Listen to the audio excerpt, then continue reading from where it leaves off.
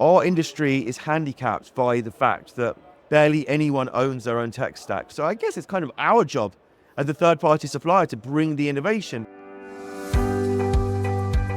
Hey, this is Jesse here, and you're about to hear my discussion with Adam Wilson from Splash Tech, which powers fan engagement products for some of the biggest names in sport and entertainment.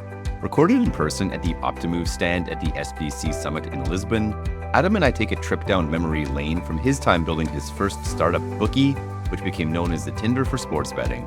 We also covered a wide range of other topics, including what makes Splash Tech's free-to-play games unique, his perspective on innovation in betting, why he doesn't want to raise further capital, being resilient, and much, much more. I really respect Adam's mindset and approach to building Splash Tech, and I know that this is an episode you're going to enjoy. The Betting Startups podcast is presented by Optimove, the #1 CRM marketing solution for the iGaming market. 4 out of the top 5 US operators personalize player experiences with Optimove. Learn more about Optimove by requesting a demo at optimove.com/bettingstartups. If you like what you see, you'll get your first month free. All right, we're rolling here. Betting Startups podcast. Still at the SBC Summit. This is the, I think, 6th or 7th conversation I've had. This is the last one I'm recording. I'm mostly happy my voice is intact. Yep. I don't want to say, I'm saving the best for last, but we go way back, man. I'm really happy to catch up with you here in this format. And for people that have watched a couple episodes from this podcast at the SBC Summit, they would have seen a different background. This one's a little bit different. We look like we're on the set of a talk show or something here. All we're missing is the fake fire. Or like a plant like between two ferns. Yeah, yeah. What's his name? Zach Galifianakis. Yeah, that's right. The best. Hilarious. We're not going to be that funny, so let's not set expectations. Might be. We'll see. I got Adam Wilson here. How you doing, my friend? I am good. Day 3. Had a really good week, apart from the fact that Lisbon for me will now always be a very wet city that is impossible to navigate around. But apart from that, had a great time. Yeah, it's been an awfully rainy 3 days. Yeah, we brought the weather with us from London. Right on, man. Look, you and I go back, I don't know, I'll say like close to 10 years now. Yeah. I first crossed paths with you, I think probably at ICE. Back in the day, you had another startup before this one, which we'll talk about in a few minutes.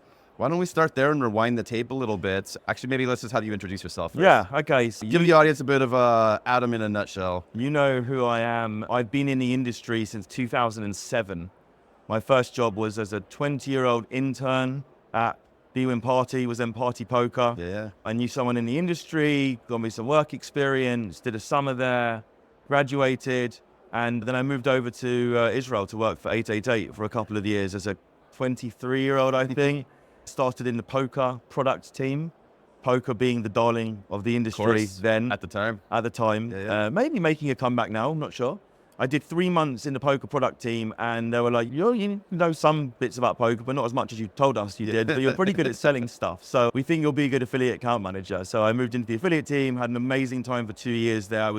I feel like Evoke, 888, William Hill, great companies. When I was there, I feel like it was really like halcyon days. Everyone that I was lucky and fortunate enough to work with then has gone on to become very successful in the industry, and it enabled me to create an amazing knowledge base, but an incredible network as well as being able to spend time in Israel and understand how that tiny country created so much of value within our industry.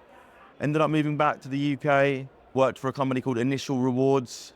We were leaders in gamification and loyalty. I forgot about Initial Rewards. Yeah. That just jogged a memory for me. Yeah, so John and Lee Rubin, John I'm still very close with. They're now running Gift and Go, which is very, very successful. And I started in biz dev there, worked my way up to sales director, had 5 amazing years, but at some point I just had that entrepreneurial itch that needed to be scratched. Yep. And I handed my notice in.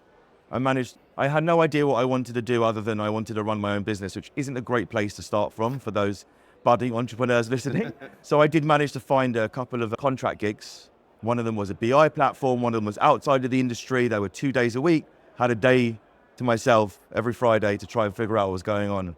That lasted for 10 months. And at the end of 10 months, I still had no idea what I was going to be doing. But I did learn one thing, that I wasn't very good at doing the contract thing, right? Hadn't excelled there. Again, I'm still very, very close with actually one of the guys I was working for. He's now at Optimove. very close friend of mine and a great guy. So I went to Israel to hang out with a friend, and I was very close to, I had agreed to become a recruiter in the financial services industry. Random, all right. Yeah, super random, but I'm not afraid to say I was lost. You know, I was 28, 29. At that point, had met my now wife and was thinking about, you know, the future. There was an opportunity. I went to Israel to let off some steam to Tel Aviv. Ended up hanging out with an old school friend I'd known since I was 3-4 years old, and he was in the industry. He was at William Hill then. We were shooting the poo on his, we were shooting the shit on his balcony, thinking like, sportsbook product is just not good. You know, this is 2015 and the app economy had started to boom, and there was really good product out there. Yep. Uber, Tinder, Deliveroo was starting. Everything was becoming so accessible, so easy to use. When I opened up even Bet365, amazing product, it was impossible to find a bet or make a bet. And we were saying, look at Tinder, it's so easy. And like, sounds very cliche, but why can't we just turn bets into cards and start swiping them? And we can learn what you're betting on and what you're not betting on. And the next day, and I called up my friend who had given me a job in the financial recruitment services industry. And I said, I need a month. I've got an idea. And actually, like, I'd learned to use a mock-ups tool in one of my consulting gigs, right? So like, there was value there. I was like, so I just sat down on my kitchen table for literally a morning, and I built a question card, and it was like Tottenham versus Arsenal, Harry Kane to score, first goal, £10 returns, £35, bet now, swipe.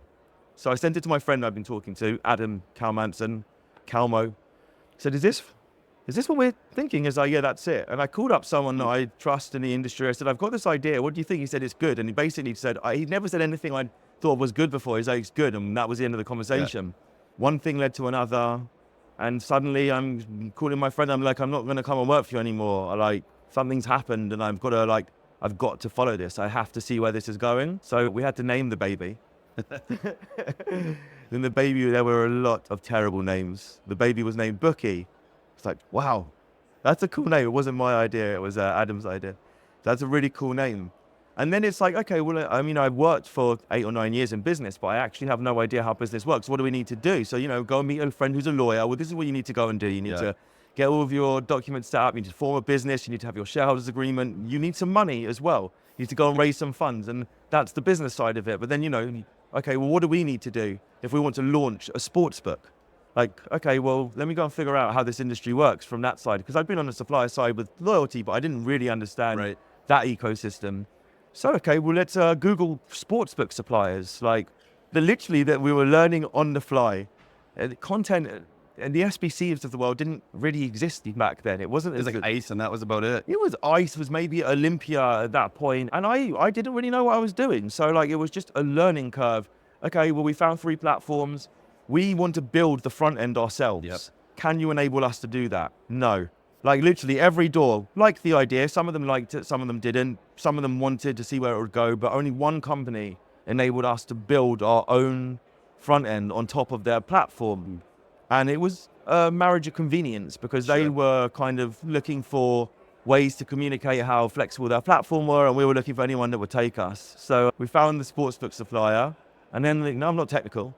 So like, we've got this idea, how are we going to build it, right? First thing we actually did was we built a deck, and we had a friend that was a designer, and she was really good, and she took my mock-ups and she brought them to life.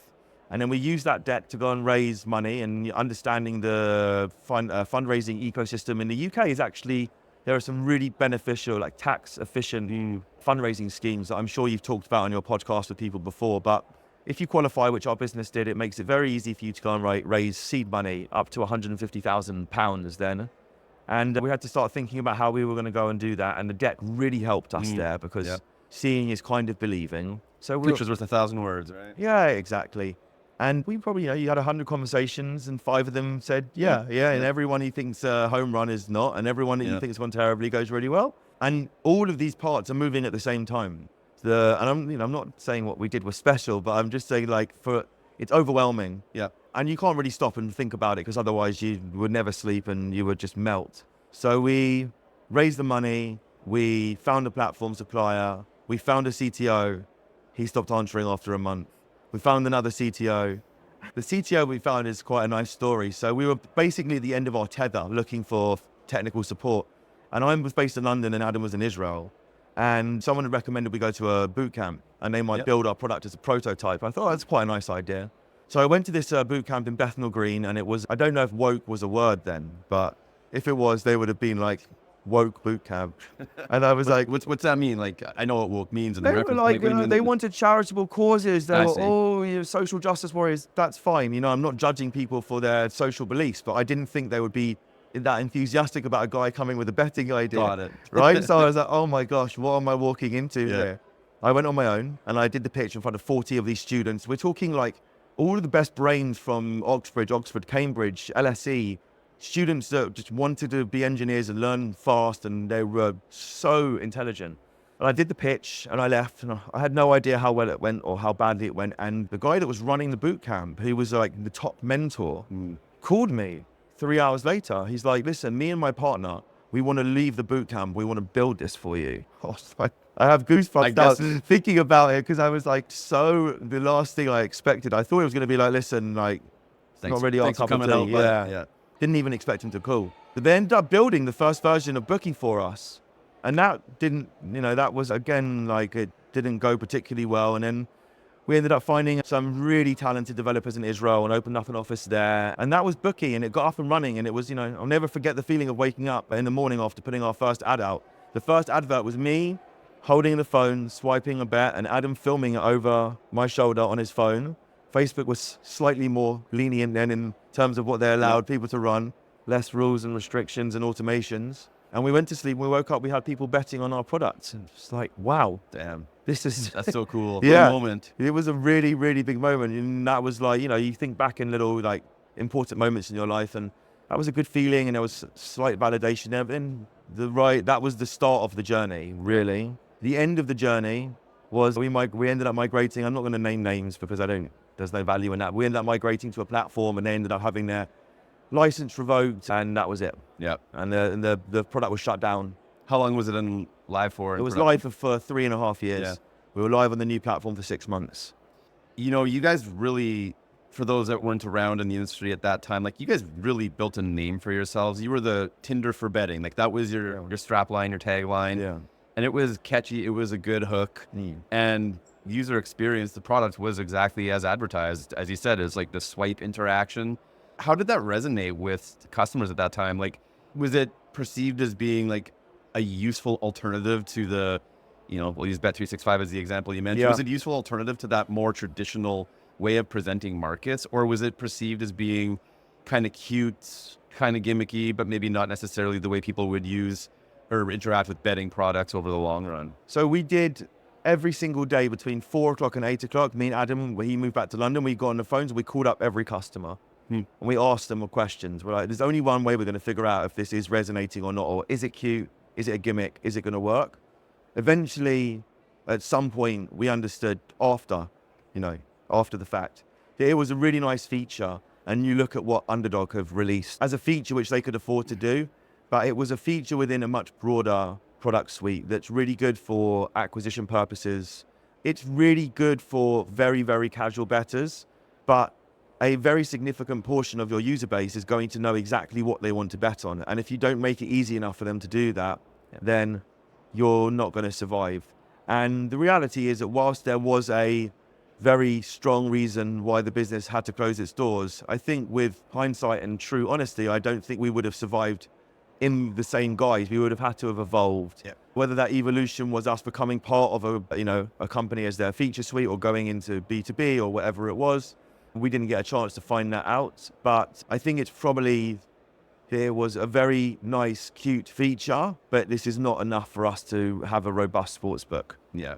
So the end came, albeit not intentional. Things happen. That was it. That sort of marked the end of the Bookie journey. We'll use that as a springboard to maybe transition to Splash now, Splash Tech.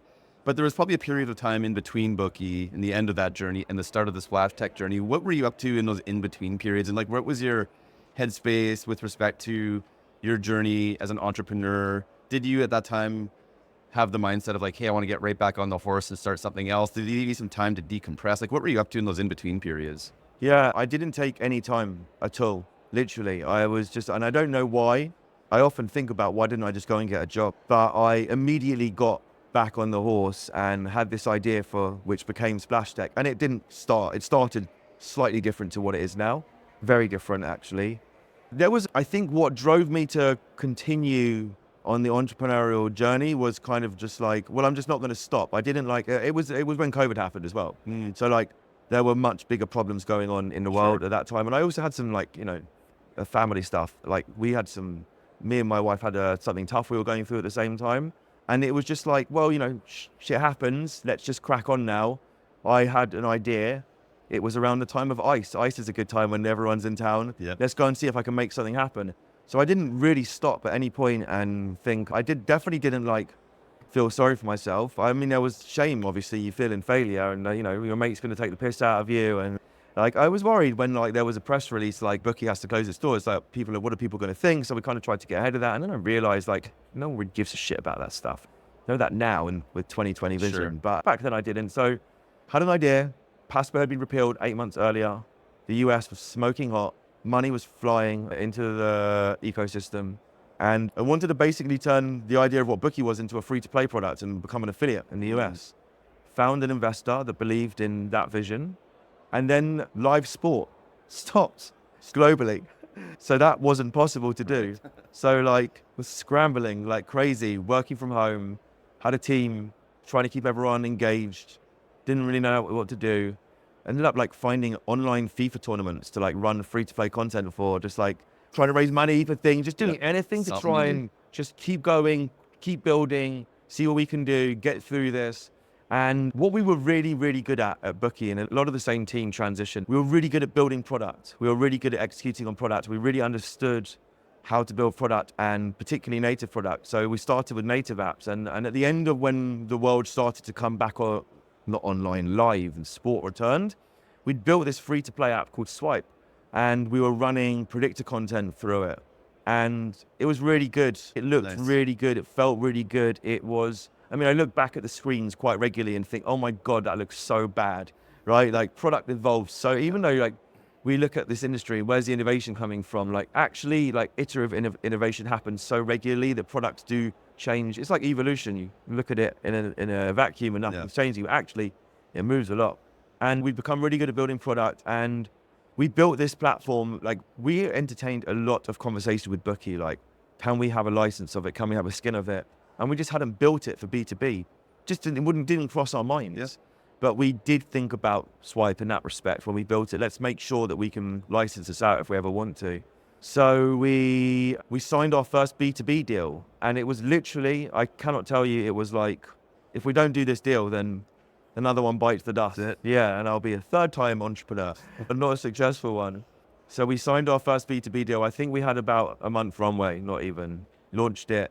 And then there was a snowball effect, and we ended up with 7 or 8 B2B deals on this native app platform. The US was actually a big market for us, and it's not so much now. A lot of the companies that we did deals, they're not around anymore, right? What we learned from running native apps, free-to-play native apps that are used as acquisition tools, is that really tough to migrate users over from one app to another. Basically running 2 different products, 2 different marketing budgets.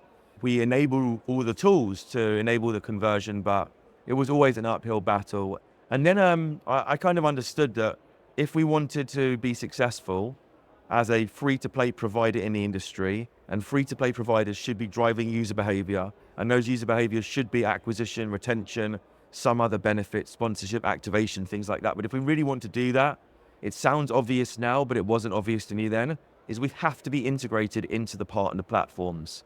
And that's maybe something we'll get onto later about how important integration is, but I had to find someone that would take you on. Yeah. And I have a friend of mine that I've known since the BWIN party days. He was like, hey, listen, I'm running a casino in Ukraine. As one does. You can see where this is going. We'd like to give this a shot. So we built the first version of our free-to-play sports predictor game in December 2021, and it launched. And we turned it on, and it just went whoosh. And it was like another one of those feelings I had like when the first bet of Bookie was placed. It was another one of those moments where I'm like, wow, this is cool. This is going to work. It's going to work, yeah. And then obviously 6 weeks later, the war started there. We were the least badly affected people in that war, and still will always be, but they had to turn everything off. But we learned enough from that to understand that the future of our business had to be integrated web apps and web app experiences, or native experiences built directly into the partners' products. And everything then is sports. I haven't talked about that, but maybe it was obvious, but everything that we were doing was about sports predictor games. And our skill set, what we're very good at, is building sports predictor content. So we do pick six, we do cover everything traditional games, but we've become excellent at taking betting markets, inverting them into colloquial style questions, using machine learning algorithms to create our own models of distributions, and having fresh content every single day that our partners could use in quizzes and predictor contests and things like that. And so I had an opportunity to pitch to a customer that's still a customer of ours. Come on, shout out to Sherwin. And we didn't have the product then, and they knew it and we did. But we showed up to the pitch and gave a good pitch. I think we gave a good pitch. And they were our first client that really gave us an opportunity. And, we're live with them now in 5 markets and running all sorts of products successfully for them. And we'll always be very grateful for them for giving us that first real shot. And fast forward later, and I think we can consider ourselves now one of the premium free-to-play providers, sports and casino, which is something we launched in the last year. I didn't know the full breadth of your journey and your story. So for me, that's just cool to hear the full arc of it. But let's dive in and maybe double click on the free-to-play aspect of what you guys are focused on now.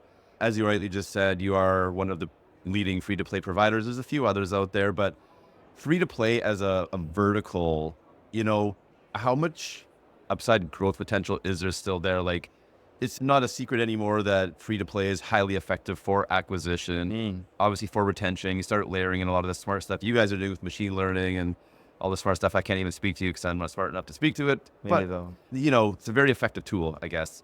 But is it as effective still here in late 2024 as it was 3-4 years ago? Like, what's the trajectory for free-to-play as this marketing tool that operators are using to convert to real money play? I wasn't doing it 3 or 4 years ago, effectively, but I would suggest that it's become more effective because it now is CRM, right? It's not all of CRM, but as the industry has understood how important free-to-play is as a component of CRM, data collection, insights into user behavior, we are now seeing that we have become a crucial part of that CRM lifecycle. So it's not just about having games standalone in a tab, free-to-play, pick six, daily predictor, spinning a wheel, playing a free-to-play slot machine, okay?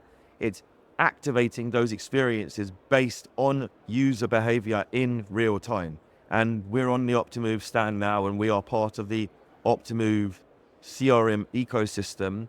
And we have a very deep integration with Optimove now that allows us and our partners and Optimove to maximize the value of these free-to-play games. They're always going to work. When you put a big jackpot behind a game and you have it as a standalone media type of product like Super 6 has done very, very successfully for 8 years, 9 years now, however long it's been going, that will always work. But being able to personalize experiences based on users' behavior, value, preferences, that's where the magic happens. It's almost the holy grail of... That is it. And I think some other free-to-play suppliers that I know you're close with that we might have been referencing earlier, I think we all found it quite hard at the start to convince people what the virtues of free-to-play were. And I think the difference now between then and now for me as a salesman effectively is what I'm doing. I'm trying to sell our product. Is it's not why should we have a free-to-play product, it's why should we use you? Yeah. That's what it is. That's a huge shift from where we were 3 years ago. So like some great businesses have laid the foundations for us to be able to have that shift and make opening doors a lot easier, and it's a lot more competitive now, and competition drives innovation, and this is a massive industry. We're in a very, very warm room of 4 rooms in this enormous conference, which is one of 20 conferences that happen annually in our industry. There's a ton of business there out for everyone. But yeah, I think that the job is done for us in terms of why there should be free to play. And now it's just about making the product better and making it sing even more. So one thing I didn't mention at the start of this, I did allude to the fact we're sitting in this like talk show like setting. I didn't actually call out the fact we're at the Optimove stand. You need to superimpose the Optimove logo. We will get there. some fancy AI to do that for us. The technology's there. But we're up on the second level of the Optimove stand. Optimove, of course, has been a fantastic supporter and sponsor of the Betting Startups podcast for all of 2024. And I am deeply grateful to them for the support that allows me to have conversations with awesome entrepreneurs like yourself. Cool to hear that you have a deep product integration with them. What I want to have you quickly elaborate on, Adam, is, as you're going out there, pitching the value proposition and the USP of Splash Tech and the games that you and your team build. What does this Optimove integration do for you guys in those conversations insofar as making it easier for the buyer to get to yes in their decision? Right. So first of all, we are very grateful to Optimove for first hosting the podcast, actually first for hosting us on their stand on their partner board, second for the podcast. You are only as good as your integrations. This is like my number one learning from being a B2B supplier in this industry, because most of the operators you'll talk to do not own their own tech stack. Some of them might own their own PAMs. I can't think of one that owns the 360 tech stack. They may not exist. I don't think they exist. If they do, reach out, hit me up.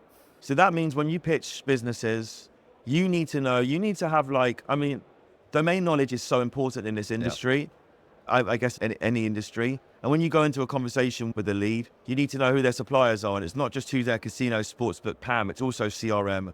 Every aspect of what they're doing, you need to understand, because what we now have with Optimove, this two-way integration, it means that Splash is streaming data to Optimove. That means that when users play Splash Tech games, their operators know what behavior has taken place in our environments. Hey, you just got 5 out of 8 in a predictor quiz. You won a €20 free bet. Claim it now.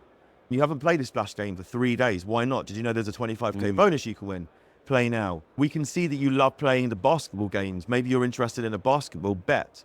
That's great for activation on the Splash game and being able to slice and dice the data that way. The reverse of that, the magic because we don't get insights into revenue data, not from everyone, but not from some, not from others.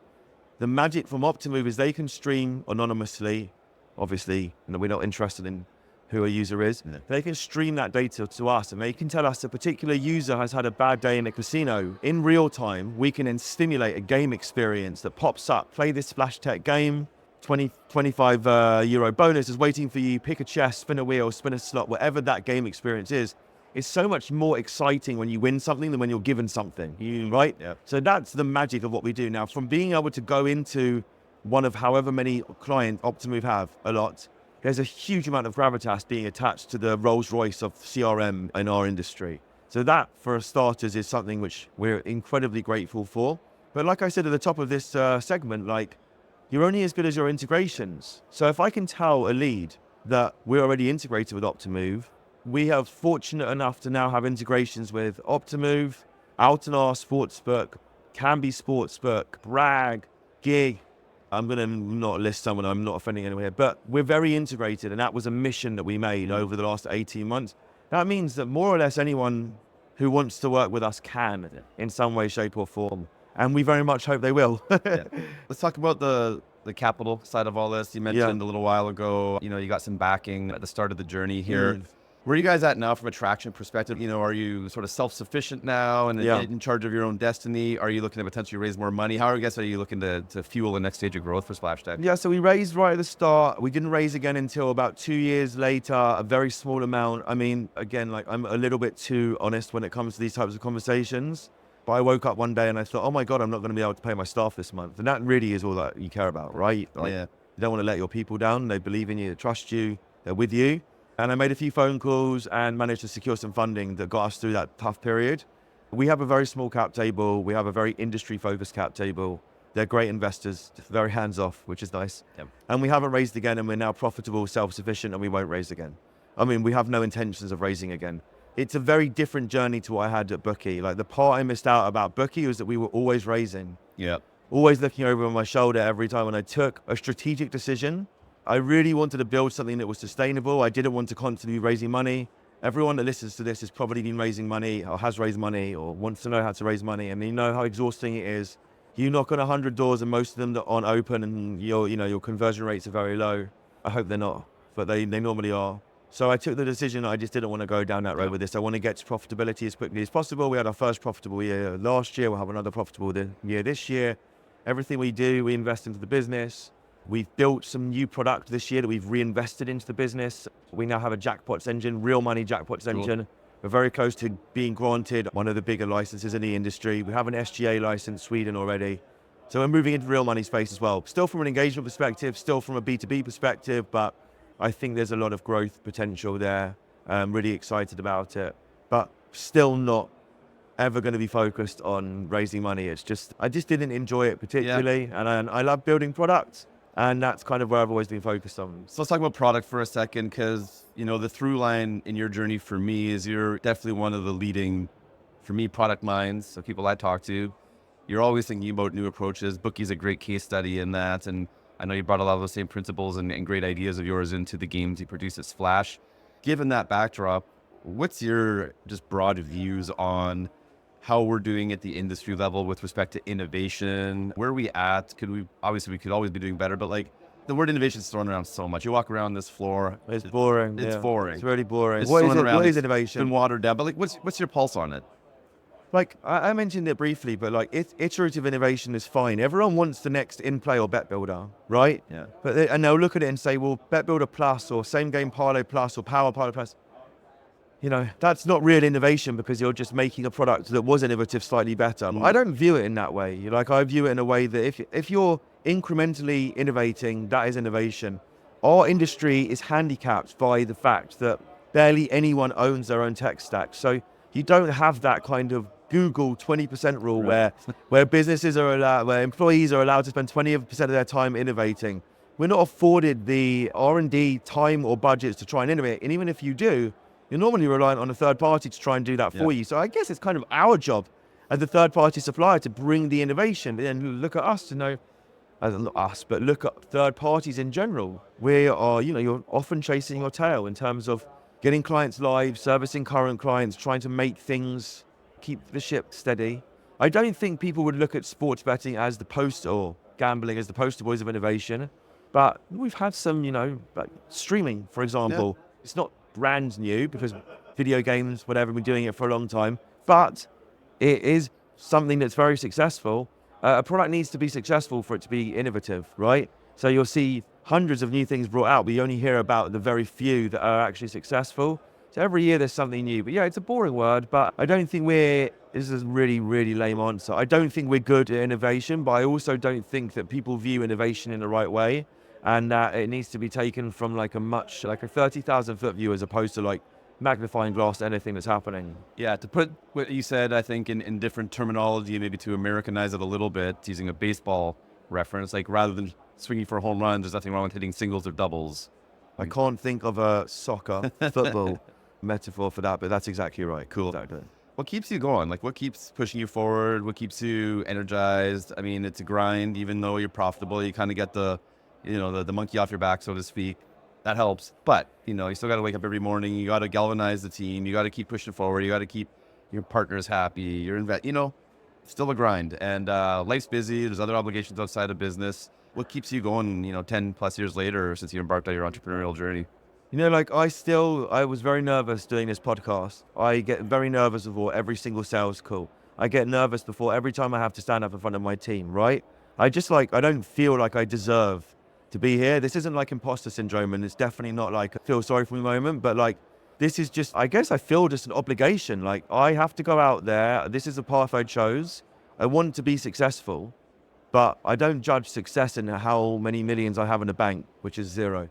I judge success by I'm able to pay my staff every month. I can pay my mortgage every month. I can treat my wife once a year to something special, which is a dinner. No, I can spend time with my family. I never felt there was an alternative to doing this since I started doing this. I don't really have a good answer to that question other than like, this is just what when I mentioned to you that period in between working at Initial Rewards and starting Bookie, I had no purpose. I was completely lost. I haven't felt lost since I started Bookie. Like, I just feel like, all right, well, hopefully I'll build a really successful company, but at least I know this is what I'm supposed to be doing. So if Splash Tech doesn't work out, really, if that doesn't happen, but you don't know what's going to happen, I'll just start again as well. And it's because this is my place in life.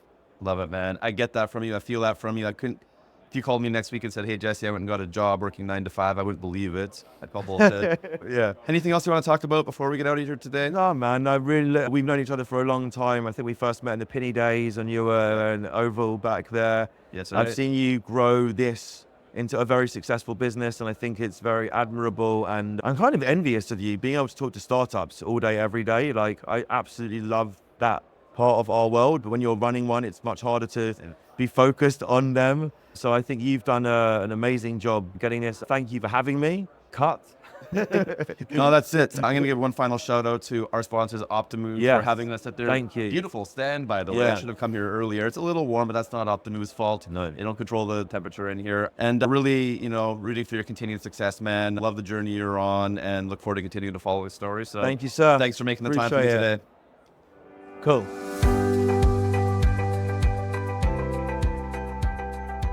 The Betting Startups podcast is presented by Optimove, the #1 CRM marketing solution for the iGaming market. 4 out of the top 5 US operators personalize player experiences with Optimove. Learn more about Optimove by requesting a demo at optimove.com/bettingstartups. And if you like what you see, you'll get your first month free.